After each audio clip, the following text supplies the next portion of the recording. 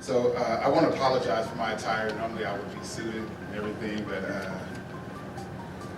I was playing with my kids before I got here, so I apologize. This is the last week before school, so it's like a celebration for me. Is this microphone on? Okay, here we go. So I looked at this from a lens of from a former elected official, and I had a couple of concerning questions.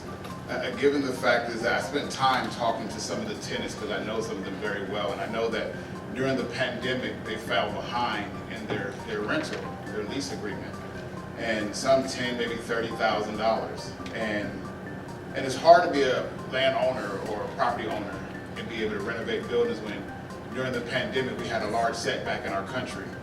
And so I asked myself, what if I was an elected official here in the city of Hemet, which I wasn't at San Jacinto, how would I address this issue?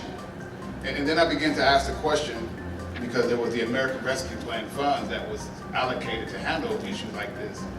And then I asked, why wasn't that ever offered?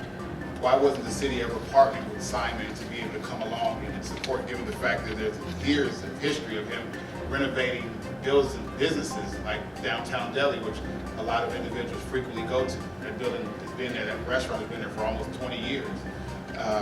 Great restaurant, great facility, and it's been renovated by Simon. And if you talk to many of his lease owners, they would tell you that there's been many times he's come through there and has helped them out. And it's ironic that here it is, he's helping out his tenant, but the city won't help him out. That right there is concerning with me. I don't have an invested interest in the city, nor do I own property here. I used to live in Hemet before I moved to San Jacinto. I'm just here as a friend, as someone who regularly comes to the city of Hemet, who patrons the city of Hemet, who spends time. I have friends and family members that live in the city of Hemet. So this is important. Downtown Harvard is a very beautiful community. And if you ever took the time to look at his vision, I guarantee that every resident in the city of Hemet would find it appealing, would find it welcoming, and would vote openly for it. Have I seen the open attacks that has gone his way? Absolutely. I've been on the end of some of those attacks. As a matter of fact, I was almost given a ticket by one of the individuals that's sitting in here that don't want to see his business thrive.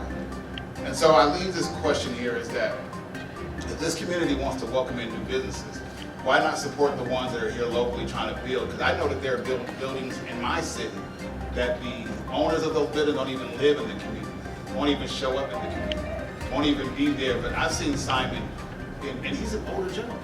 And I've seen him go up and down the stairs with a hammer, with a nail gun, putting in a lot of work, hours, 18, 20 hours out of the day. I know because I spent time with him, watching him almost drive himself to being sick, trying to improve this community.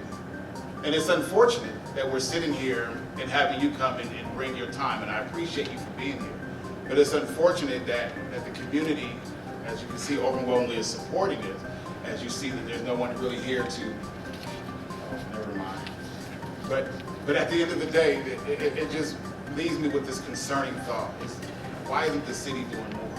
I know from someone who sat on the dais and watched buildings and communities and businesses come in, we did everything we could to make sure that business thrived and survived and move forward.